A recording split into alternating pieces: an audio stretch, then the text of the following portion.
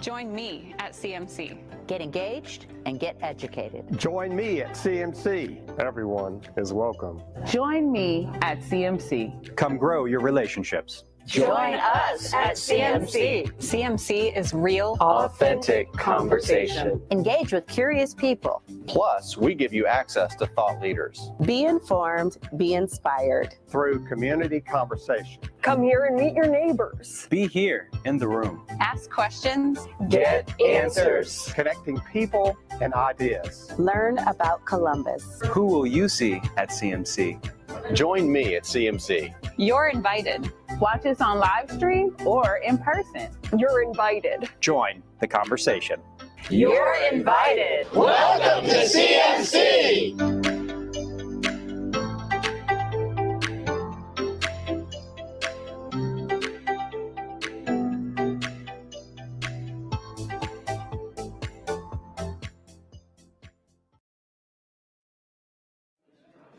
All right. Good afternoon, everyone. Can't believe you're all so ready for this right now. So, all right, welcome to the Columbus Metropolitan Club. Founded in 1976 by 13 visionary women leaders, CMC's mission is to connect people and ideas through community conversation. To carry out its mission, CMC explores public policy issues, current events, and lessons in leadership at forums like this one every Wednesday. From its beginning, CMC has welcomed everyone. I'm Kelly Atkinson, Director of Business Systems at Barnes & Thornburg and Chair of the CMC Board of Trustees. I'm so pleased that you're all with us today. Let's begin by meeting CMC's newest members. We love new members, so take a hint right here. All right, so please welcome, we have Amin Kamever with Adam H. Franklin County, Courtney Keys with Second Nurture, Shane Martin, Callaway Robertson III with Merrill Lynch, and Bob Ream with Columbus Free Press. Welcome to CMC.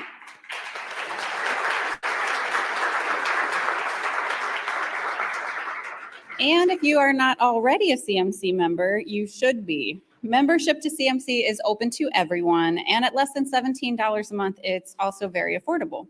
Please visit CMC's website to become a member today, and also take a look at the back of your forum flyers that you have right there at your tables.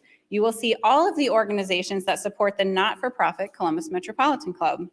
Actually, half of CMC's annual revenue comes from these supporters, so we're extremely grateful for them, and their generosity really does keep this conversation going.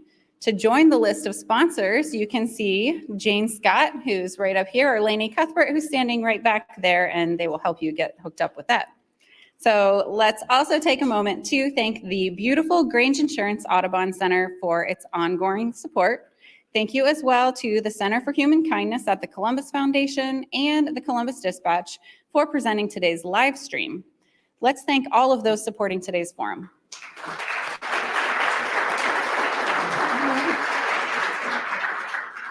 Now for today's forum. According to a study by the Pew Research Center, 78% of Ohioans identify with a particular religion. With today's panel, we will discuss the role of religion in shaping society in Central Ohio and the challenges faced by organized religion today. We will also examine the public misunderstandings of their faiths and what happens in a diverse democracy when religion and politics mix. Please welcome today's distinguished speakers: Victor Davis, pastor of Trinity Baptist Church; Earl K. Fernandez, Bishop of the Catholic Diocese of Columbus; Hillel Skolnick, Senior Rabbi of Tiferet, Israel. And Justin told me I could call him Justin so that I didn't botch his name or show any disrespect. So Justin Wood, Youth Director for the Noor Islamic Cultural Center. And our host, Jerry Revish, retired television news anchor with WBNS-TV and pastor and co-founder of the Unity Temple Church of God in Christ. Jerry, we are very excited for today's conversation. The podium is yours.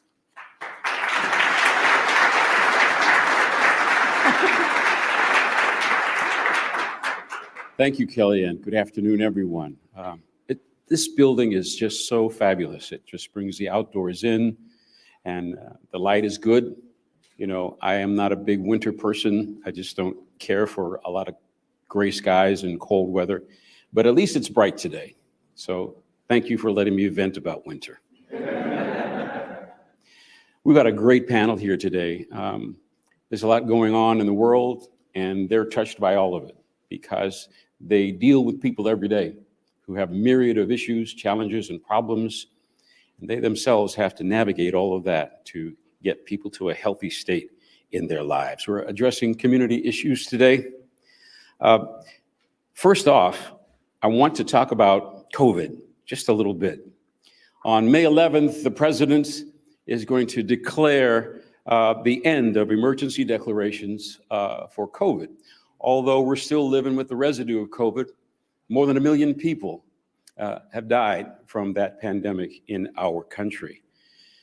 But I'm going to ask you, gentlemen, to just take us back to 2020, when we got the notice from the government, from the governor, that we were going to shut down the state for a little while. He never shut down churches. He just limited the number of people that could meet at a church for a time. And then that ramped up to where we are today. But Dr. Davis, take me back to how COVID impacted your ministry, impacted your church. How did you handle that?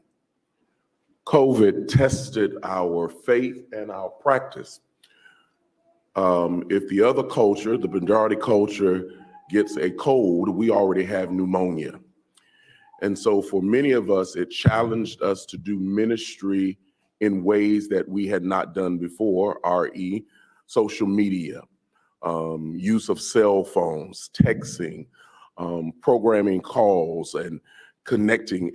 If your church was already not connected, it was very hard to connect. So you had to make sure connection went on. Not to mention the thought of raising funds. Everyone knows that if you're going to do ministry, you need funds. So it pushed us to be creative, and it tested our faith in these moments. Thank you very much. Let me ask the same question to Father here today.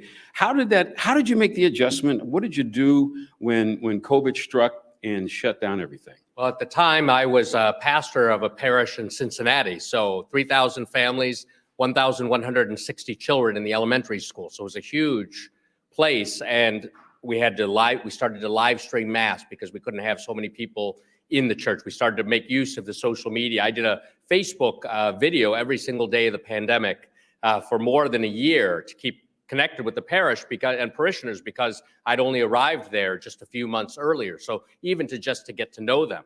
We had the parish staff call every single person on our roster just to see how they were doing. So because already we perceived this danger of isolation. Then we had the children, because we had a big elementary school. How do you keep them engaged in school and learning, online learning? Many people would always say, "Oh, Father, if only I had more time with my family, or more time to pray, then everything would be okay." And then they got it and they realized, I don't know how to be with my family. I don't really know how to pray.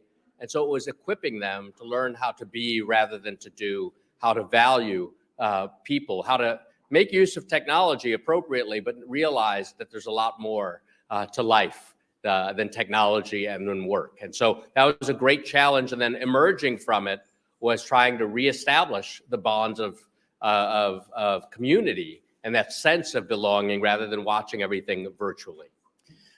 Amazing thought there. I'm pulling out of that when you said, I don't know how to be with my family. I don't know how to be with my kids. And we really had more time together with our families than we maybe ever had. And so we had to learn how to navigate all of that. And I think we're still learning how to do that in a lot of different ways. Rabbi Skolnick, what was your experience? First of all, thank you so much for having all of us and for welcoming us here this afternoon. It turned out that they should have taught us in rabbinical school a master class on Zoom and how to navigate that opportunity for people to be together.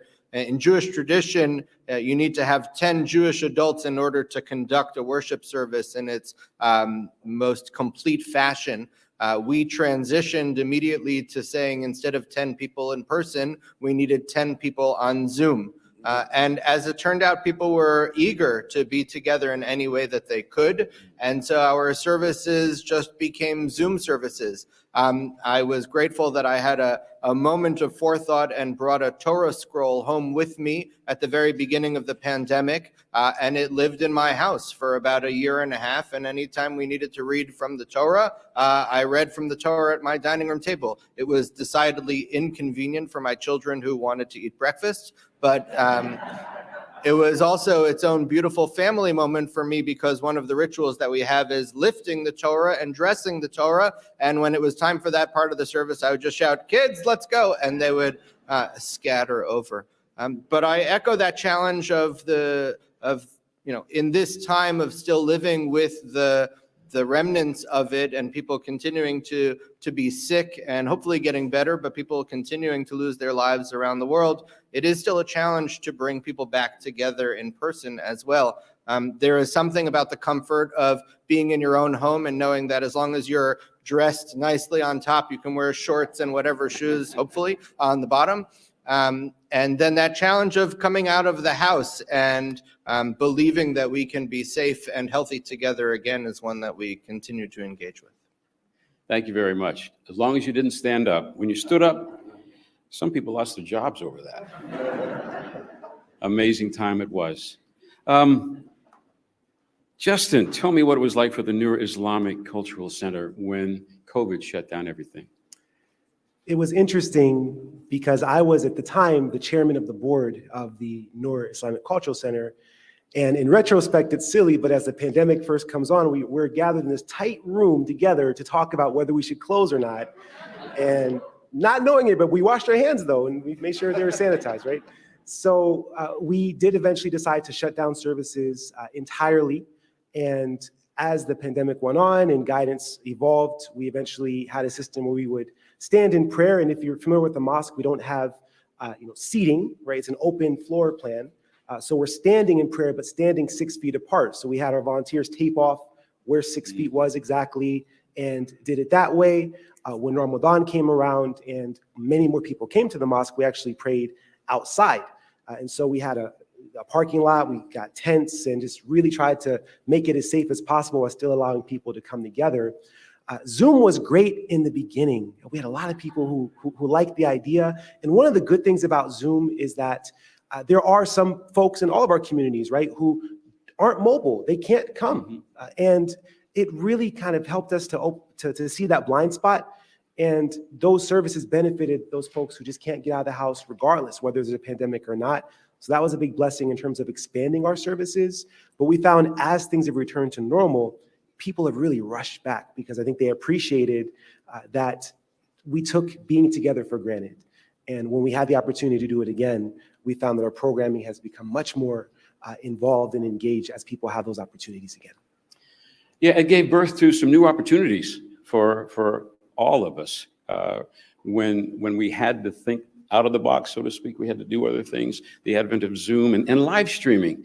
Talk to me about live streaming, because some people didn't come back to church. They attend church on live stream. They see you and they know you that way. But how did it affect your attendance and the way you do church? Reverend Davis. You don't pick me first. Because you're the closest one. I'm gonna start the other in the next question. Man, I just processed the question. How did we do Zoom? How did we do Zoom? How did we do church? It caused us to stretch our method of delivering the same message. We had people who had never been on Zoom, had never been on a conference call, didn't participate in Facebook and other social media outlets. All of a sudden, you've got my 80-year-old grandmother now talking about, put me on that book face. And even as we preached and as we taught, we had to speak to an audience that we did not see. We had to make them feel a part of our ongoing conversation. You know, you had to say, those of you out there in Facebook land, tweet this or post this. You know, in the African American church, we are a call and response community. We love you saying amen. That's like throwing red meat to a dog. And so, you know, you didn't hear that. We standing in the pulpit of an empty church and nobody saying amen, preach, pastor. So you had to say, people, post it. You know, post your amen. And then we got smart. You have your iPad, and as names rolled of people watching, you start to become personal with them because you started calling their names. It also pushed us to be creative.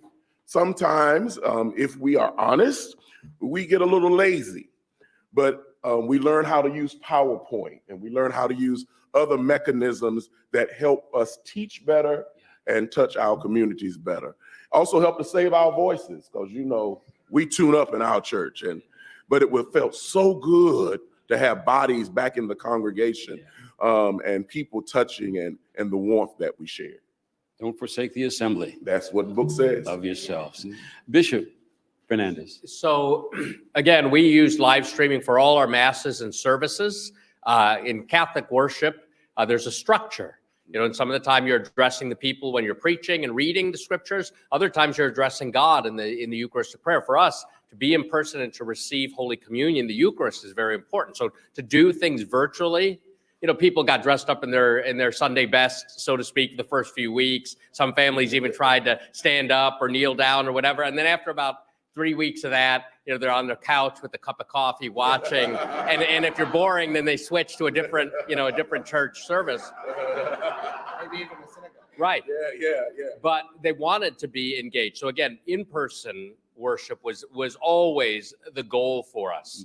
Yet we still had to nurture people by preaching and to give them a sense of what is it. We're still praying for all of you. We're still remembering all of you. We're still connected and we're still lifting you up. And so that was very important. And someone before was saying, well, really had the sense of what about those people who live in isolation? And I remember going to hospitals and nursing homes, and they wouldn't let me in the building and being outside in the snow, saying mass and having to hand off a pyx with Holy Communion to those on the inside to distribute to the elderly because they were so isolated. So you have the use of technology, yet the goal was always, let's get back together. It also made us swallow our words because, I remember the Sunday prior to, I said the state wasn't going to tell me what to do as a church. Governor didn't have that right. I'm a person of faith. I'm a person of this. And within 7 days, I had to swallow those words because even though I am a person of faith, I believe God gifts people to give us understanding and clarity. And I didn't want to bury anybody as a result of my ignorance. So it tested us in that way, that it made your faith come alive in a different form. Well, similarly, two of my brothers are pulmonary critical care physicians. So I was hearing from them what they were seeing clinically. They would even have to socially distance from their spouses. And I thought to myself, look, I claim to be a Catholic. I claim to be pro-life. How can I preserve human life and yet keep in balance diverse political groups, even within the community of faith, those who say, well, we shouldn't socially distance, we shouldn't submit to this overreach by the government, to those who are like, don't come anywhere near me, don't endanger my life. So there was always a kind of a tension to keep things in balance. Rabbi Skolnick. So we were actually live streaming our services before the beginning of the pandemic for those who were not physically able to join us. I will say, I think live stream is a wonderful tool to make spiritual experiences accessible. And I'm so glad that we do it. My challenge with that is in our services, it sometimes ends up being that you're sort of bound by the camera location. And it makes it that much more challenging to do something different or do something creative without disrupting the experience of those who are watching virtually, which is an important constituency to care for and to guide them spiritually and to nurture their needs. But at the same time, to balance that with creating an experience for those who are in the room is an interesting challenge. The other thing I would just say about Zoom, that while it was a wonderful gift to us, it also created a new way for those who we wouldn't want to be part of our spiritual experience to also join us. We had many experiences of Zoom intruders who would come into our Zoom room and start putting up pictures of all kinds of things and saying all kinds of awful things. And I will share the first few times that it happened, it was an awful shock to the system and really made people very nervous and concerned. By the time it happened for the 15th or 20th time, everybody had sort of figured out to just wait and be patient. And we had figured out, mute everybody, you kick this one out of the room and that one out of the room, you wait 30 seconds and then you can go on. But even in the times of the pandemic, it reminded us of that in all of our spiritual lives, there are those who look to support us, and there are those who look to do quite the opposite. Thank you. Justin. So we learned about Zoom passwords pretty early on. Yeah. For that very reason, right? Yes, we found that streaming services, we did do that. To the point that was made earlier, standing in an empty room, there's just a different energy. And you missed a lot of that, just even though in our services, we tend to have the congregants listening silently, but there's just a different vibe. Just look at us today, right? And shout out to all of you watching us on social media. We appreciate it, right? But there's a different vibe in the room, right? There's just something that in our human nature that we want to come together and congregate. For the services that we did in the mosque, there's actually an allowance even for instance, back in the time of the Prophet Muhammad, when it would be raining, for example, heavily, the call to prayer that you may have heard 5 times a day, there's a call to prayer that's typically given.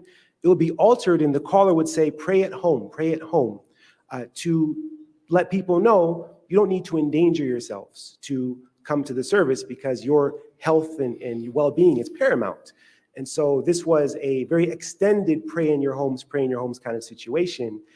And Zoom certainly was helpful. I think we still do some things with Zoom. It really did accelerate our acceptance of technology. There's nothing like being together, and we really appreciate that we're able to do that again. Thank It you. also helped us adjust our services. We discovered there's a whole lot we were doing that we didn't need to do in the service, in the line of service. Now, I know that wasn't your case, but it took out a whole lot of stuff that just took up time, because we discovered that when somebody watch you via streaming, you've got a good 15 seconds to captivate them, or they're going somewhere else. And so you have conversation with your loved ones after church on Sunday. They said, well, how was church? They said, well, I went to the Catholic service. I went to the Jewish service. I went to the Muslim service. I went to all these services. You say, what did I get? I don't know what they preached about, but they all were good. So I definitely have some congregants who wished I'd come to that conclusion. Let's move on to another little topic that we want to move on to, politics and religion. They aren't as separate as they once were.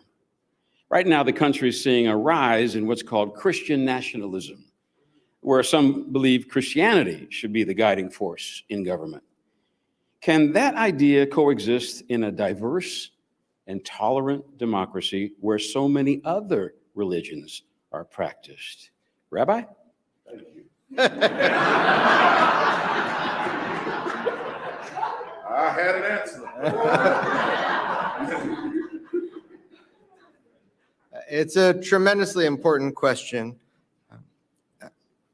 I lived in Orlando for 7 years before I lived here in Columbus, before I moved to my current congregation. And we had a much different split of people on different sides of the political aisle than is true of my congregation here in Columbus. And I became adept at the idea of making a point without having to say it specifically.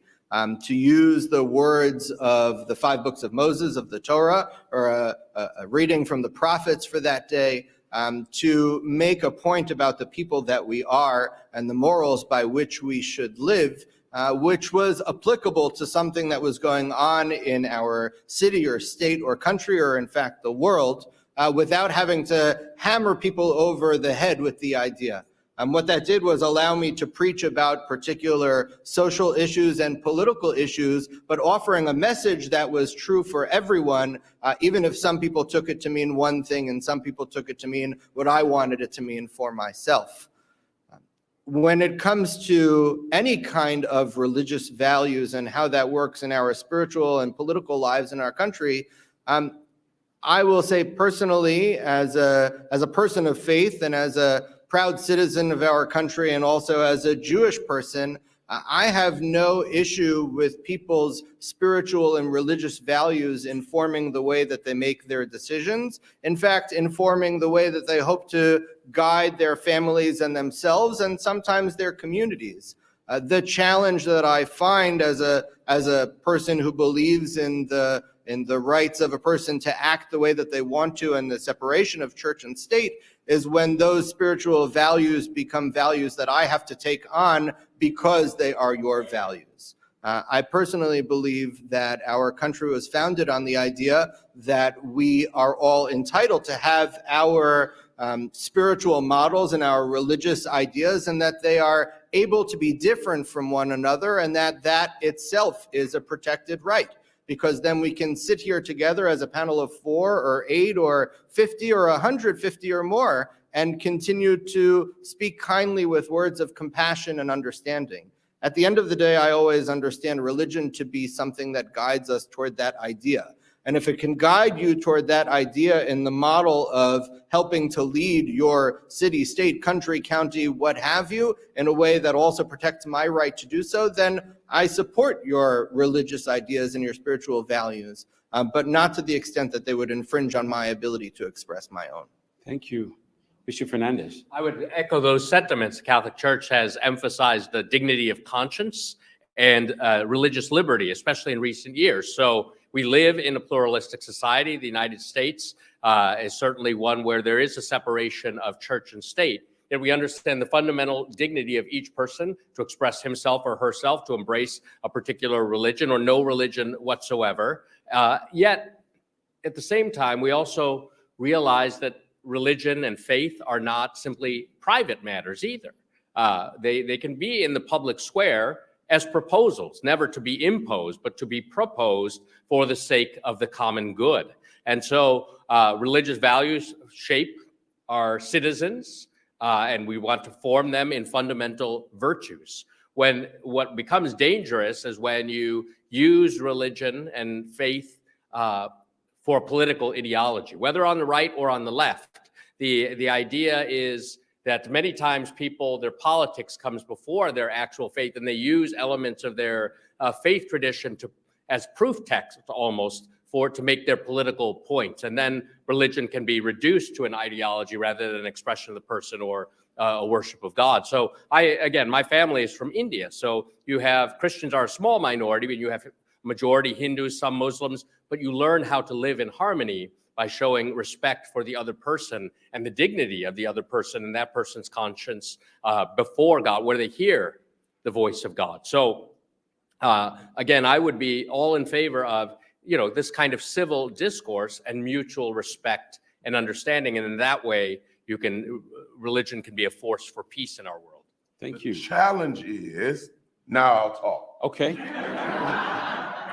That there are political leaders or political parties in America that have accosted a faith movement to empower themselves.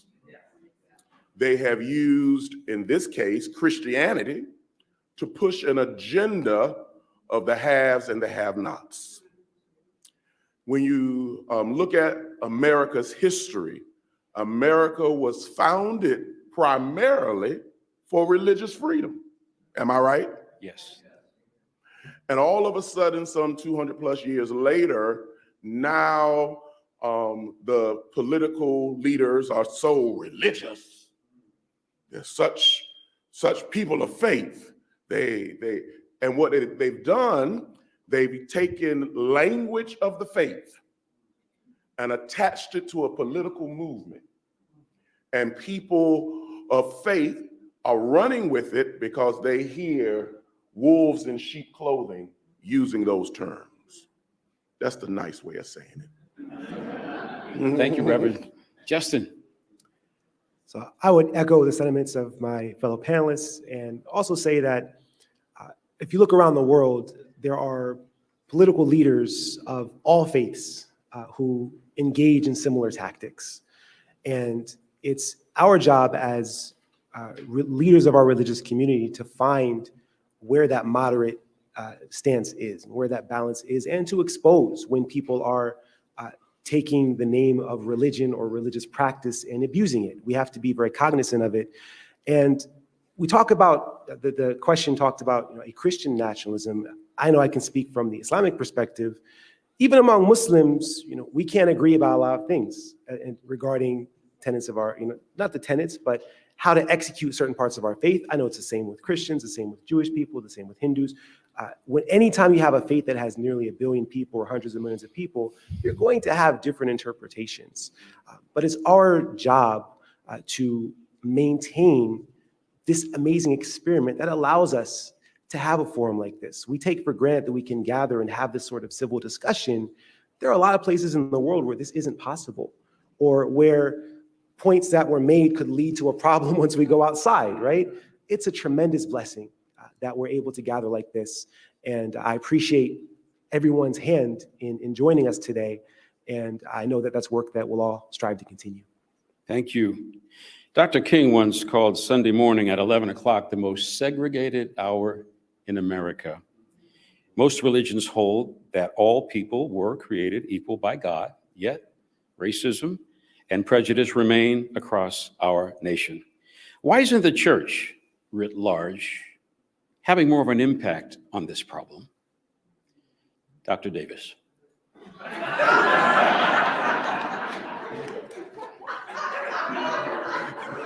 I'll come back to you if you would prefer. Well, first of all, let's say that if Dr. King was living today, because of COVID and what COVID has done to the church and to our faith community, I should say, we cannot say that 11 o'clock is the most racially divided time in America anymore. We have, most of us have one service, and then we watch it several times at whatever time it is. We also know that now there is an influx of diverse congregations that are growing rapidly as a result of intermarrying races and even in cultures where these families are going to churches where they feel more comfortable because of their diversity in their faith, in their lives. What do I say? What is for me? It is not that the church has not. For me, we would not have the rights that we do have as African Americans if it were not for the church. The movement, when we say the movement, the civil rights movement of the 50s, the 60s, and the 70s, even the consciousness of America by dealing with the incensous attacks of policemen on young men's lives is raised by a preacher. For us, the preacher, the pulpit, the church, the faith community has always taken the forefront in educating and bringing to our knowledge of these are the things we ought to be fighting for. These are the things that everyone ought to have a right to. That all of us, if we just take care of the golden rule, do unto others as you have them do unto you, that the whole place will be better.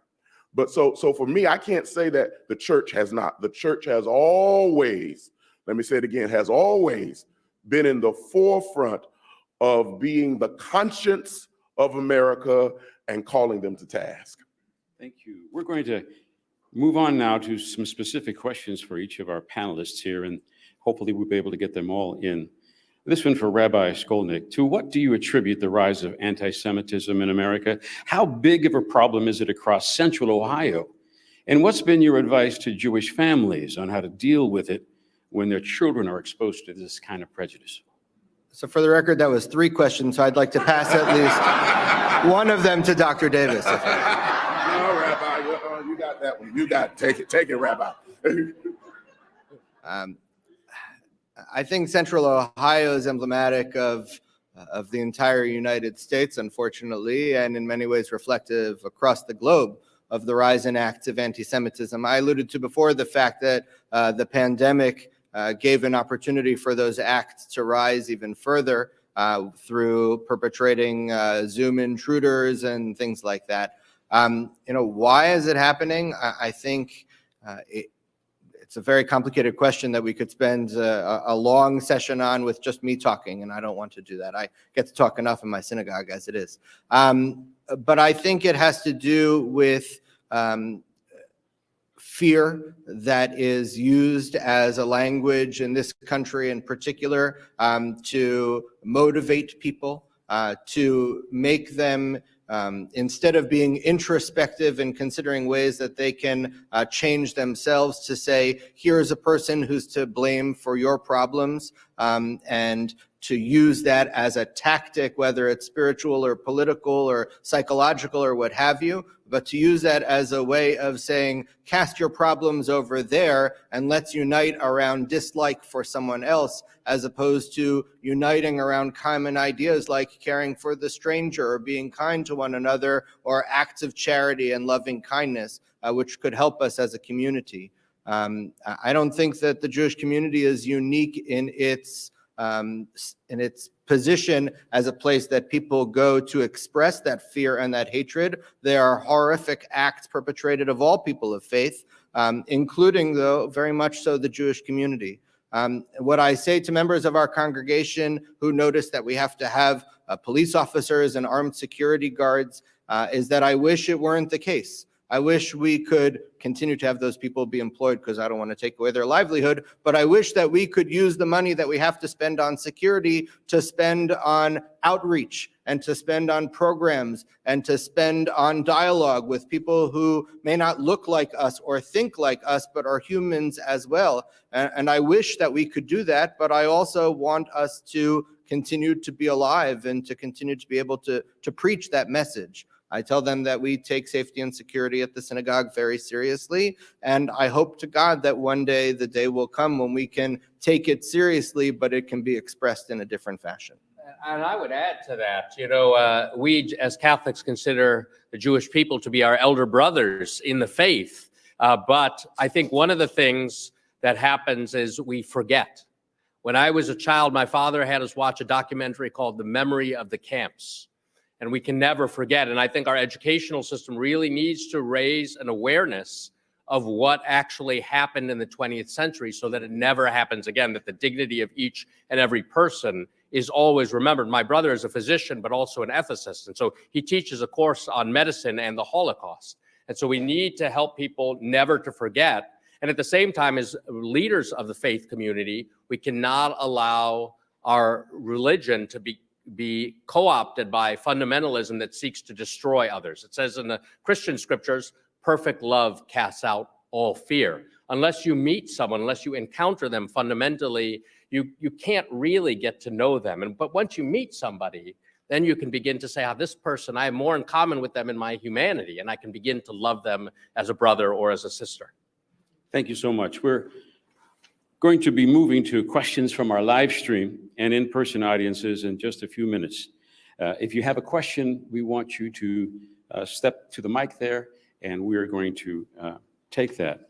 But as we get ready to, and if you're watching online, please type your question into the chat box before we take on the audience questions. I have one final question for our panel today. A growing number of people, especially young people, have stopped having any affiliation with organized religion. What's causing this alienation, and what will it take to win them back? Justin? So as the youth director of the Noor Islamic Cultural Center, this is really one of our primary missions, is to determine what the cause is. And what we found is a few things. One is that in families where the child is empowered, is engaged on an intellectual level, is able to express questions and ask why, and to be curious about their faith, we tend to see those children develop autonomy and an attachment to their faith. And we do have some families who, for lack of a better term, just really force certain things on their kids. And we find that that's not sustainable. And so for us, it's really, a lot of our work is around educating parents on how to navigate the landscape. Now, for Muslims, it's a bit unique because we're already a minority within a minority oftentimes. So we have a lot of people in our congregation who are immigrants, first generation, second generation, third generation, from different parts of the world. And it can be tough because, for example, our young people from Sudan and Somalia and these places, where they're catching a lot of the nonsense that we as African Americans have had to deal with for a long time, but then they have this added burden of having a funny name and speaking a different language, eating different foods. And then you put all that together, and then you have a different religion now, and it can really become something where to build confidence in a young person like that can be tough. It can be challenging. But at the same time, what I've found is that the alternative, the mindless scrolling on social media, again, shout out to our audience, not you, but other people, this isn't mindless, right? But the mindless scrolling on social media, TikTok, Instagram, and a lot of the things that we've seen the studies, right? The increase in depression among our young women because of their exposure to these unrealistic images and body images. Young men being exposed to unrealistic ideals of what certain things are. And all of those things, you find that many young people are starting to wake up and say, this is not fulfilling. And they often will then come to us and say, hey, I've tried this and this isn't working. What do you have to offer? And then it's upon us to come up with an answer that it's in harmony with the modern challenges that they face. Thank you. I'm going to ask for 30-second reactions because we're running out of time and we want to get the audience. But since you're eager to speak, go right ahead. You got your 30 here. I was going to say, I think the challenge across faith movements is options. Our children have so many options. When I came along, which was just a short time ago, everything centered around my faith community, the Scouts, the Entre Nous Club, which was a club that taught you how to speak in public. Everyone went to the church, and the whole community, everyone, the school calendar respected the faith community. You didn't have practices on Sunday. And so options, I think the more we have acquired as Americans, the further we've gotten away from our faith because of the options that we have. Thank you so much. Father? But I would also say that we haven't always presented the faith in an attractive way that draws them. Yes. That is, there are these other voices. Why is our voice less important? That is, we have to teach, we have to delight, we have to persuade, we have to expose young people because they have these deep longings of the heart for truth, goodness, and beauty, to belong to an actual community. This other stuff isn't working. So what is it that we offer? Do we offer a proposal that will resonate with their desires for truth, goodness, and beauty? And sometimes a risk is involved because they might say, well, this tradition in which I was raised doesn't resonate. But other times they'll say, yes, it does. In fact, I've tested it. I've seen authentic witnesses. Young people are tired of hypocrisy. Therefore, since it does resonate, I will follow and be a more authentic follower. And so what's involved, though, is the risk of freedom to believe and to say, yes, in fact, I do believe, I will follow. And this way of life actually brings me joy. Thank you. Rabbi? I think that the answer hasn't entirely been found yet, right? I've heard this question asked a lot, both of me and of fellow spiritual leaders.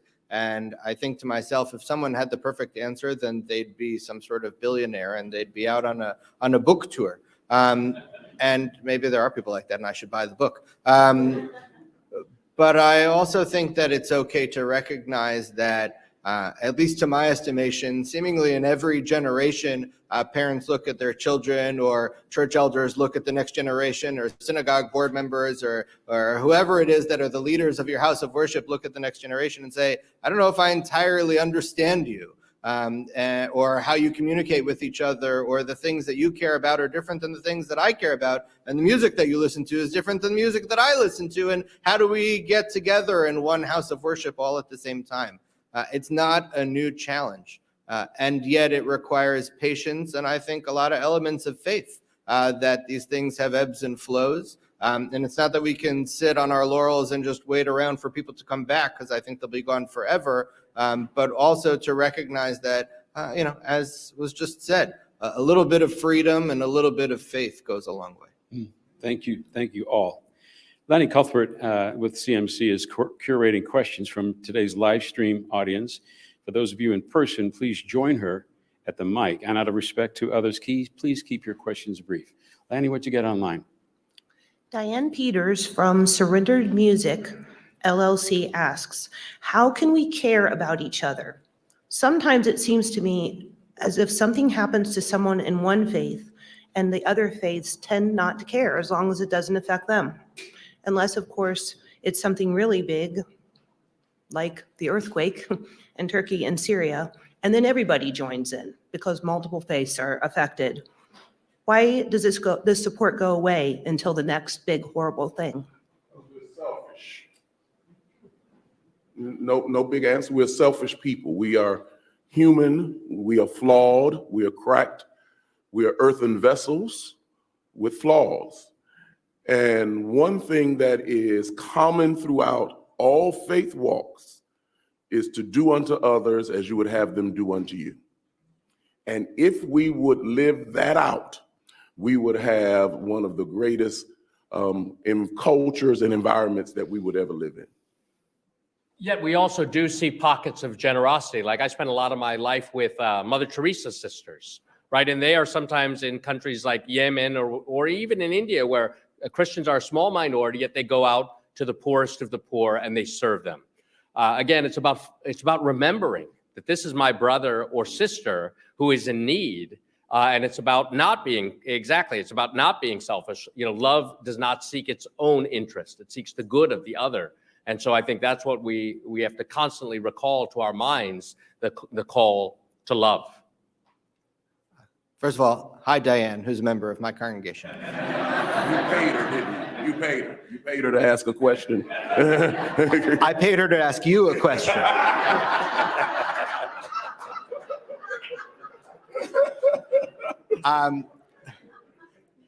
There's a Jewish teaching, Diane, of, I'll say it in Hebrew first, Lo alecha hamlacha ligmor velo ata ben chorin lihibatel mimena, which means it's not your responsibility to complete the work, but neither are you free to just say, nope, I'm not getting involved in it. And I think that we have in many ways forgotten that principle because of the fact that there are so many things out there that need our attention. We would forget to eat, which sometimes we do. We would forget to exercise, which I do all the time. But it's not our job as an individual to complete the work, but neither are we free to just ignore. I would quickly add that my experience, one of the most memorable experiences I had in our mosque was after the mosque attack in New Zealand, in which several people were killed. And a church group, the kids got together and wrote notes saying, "We love you, you're our neighbor, we're here for you." And just this huge card with all these kids' notes and drawings and things like that. We had it displayed in the mosque for a long time. And that's more of what I see, thankfully. I know we tend to think that we're at each other all the time, but more often than not, yes, we get the hate and things like that, but overwhelmingly, at least here in Central Ohio, I found our partners and our neighbors to be very supportive in those cases. So I'm very grateful for that. Thank you. Sir, your question, identify yourself. I'm Bill Wayhoff of Steptoe and Johnson PLC, and thank you so much for everybody being here. We are in a Central American country over the holidays in which the auxiliary bishop of the diocese had been jailed for speaking out against the way the government was treating its citizens. And at Mass on Christmas Eve, the priest had the courage to make reference to the bishop and ask us to pray for him. And the government regularly sends people in to record services, and then they take action based upon political statements.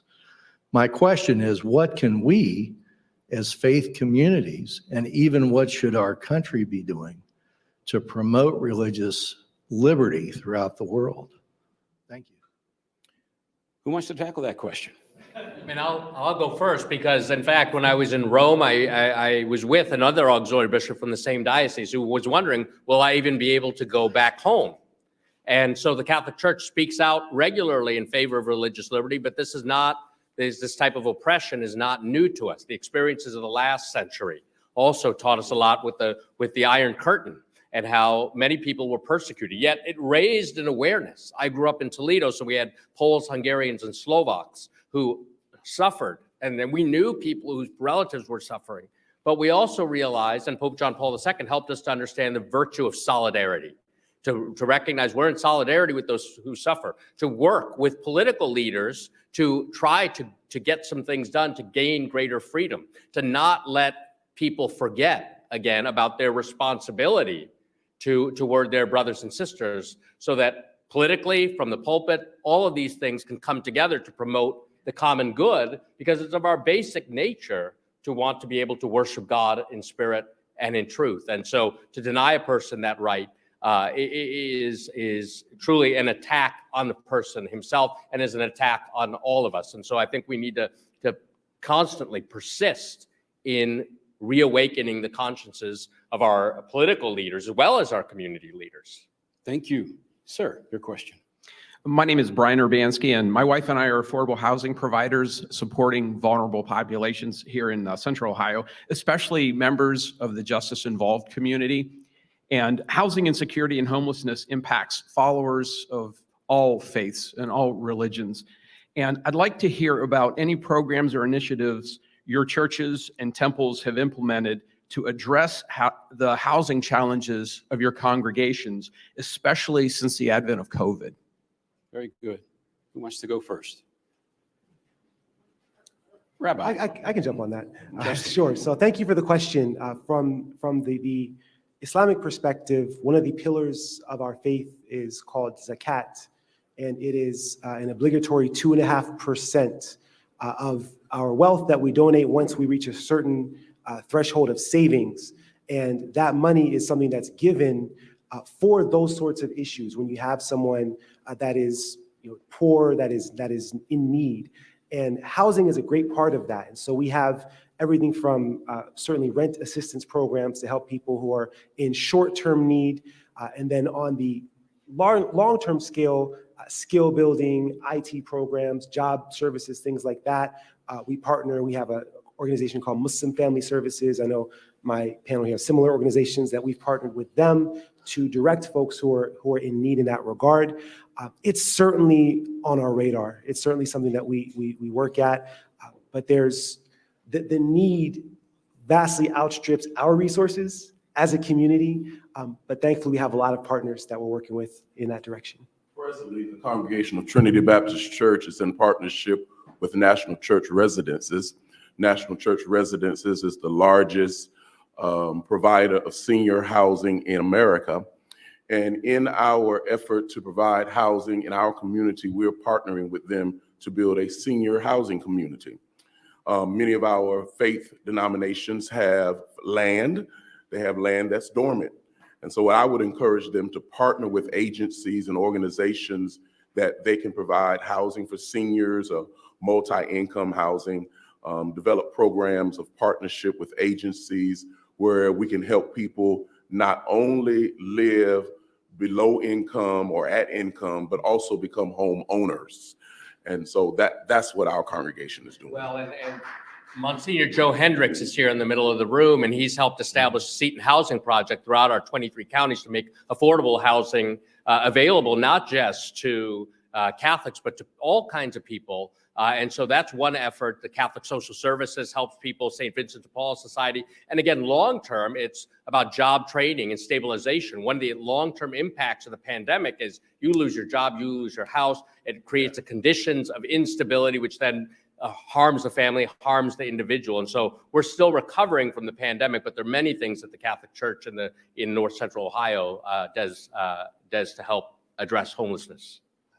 The only thing that I would add is our synagogue was one of the founding members of the Bread organization here in Central Ohio, which does a lot of important work in this particular area, trying to work on a communal level, city and county-wide, to build more affordable housing, particularly for those who are earning only $30,000 a year, which if you work a $15 an hour job, that's the threshold that you reach. And there is an unbelievable lack of affordable housing in that area.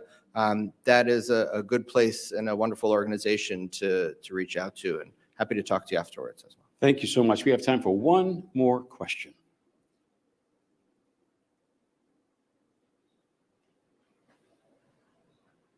Good afternoon. My name is Stan Cartwright, and I serve as a deacon with the Trinity Baptist Church here in Columbus. You might have heard from my pastor today. But with the advent of COVID, I know each and every one of us was touched in a special way, and that has to do when we had to deal with the homecoming or homegoing. How did you and your churches and individual religions deal with any type of changes that you might have had to have made as a result of that? Good question. Let's go to his pastor. State your question again. How do we deal with funerals? Yeah. How do we deal with funerals? This way, I personally witnessed my pastor agonize at each service. Okay, and normally a funeral service is something such that, I mean, you go through a personal situation with each and every one. As a pastor, you love your congregants and their families. So I'm just wondering, was there any special thing that you had to do to prepare yourself to change the way that you did in your churches? I serve a congregation that's 99 years old, and the congregation has several generations in it. Change is hard, even if it's forced. One of the persons that's amen me right now lost a loved one, and we almost had to fight over the registration book. And that, if you don't know what the registration book is, that's the little book that everybody signs when you come in, because we were trying to be safe. The objective of a homegoing service is to celebrate the life and legacy of the one that is deceased. And it is to bring comfort to the family to live out that life and legacy once they're gone. The struggle that the pastor has, in my opinion, is the fight of tradition, the way it's always been done. And you're dealing with the loss of the loved one, and then helping to help the family get to the other side. It's a case-to-case response. Every situation is different. Thank you so much. We're just out of time. We could spend several more hours here today, but we can't. Thank you so much. Kelly Atkinson is now going to come for concluding remarks.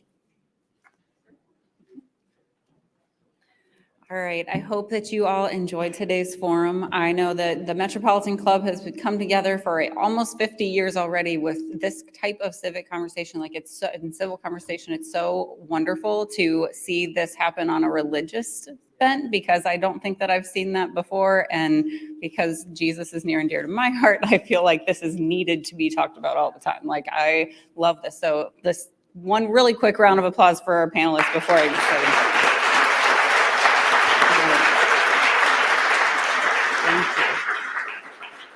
And we also want to thank the Grange Insurance Audubon Center for its support for today's forum, our virtual seat patrons as well, and to the Center for Human Kindness at the Columbus Foundation and the Columbus Dispatch for supporting today's live stream.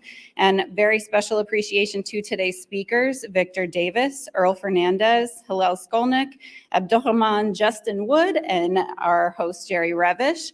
And I also just want to say to you all, like, take your forum flyers home, like, make sure that you just note all the people that you met today and connect with them later, because we all know that we should continue the conversation even past this room, and make plans now to attend next Wednesday's forum here at the Grange Insurance Audubon Center. We will take to the stars for a forum with the new Star Labs space station planned for Ohio State with our host, the one and only Dr. Frederick Bertley from COSI. Lastly, thank you to each of you. We couldn't do this without you, and I hope that you have a wonderful rest of your day. Thank you.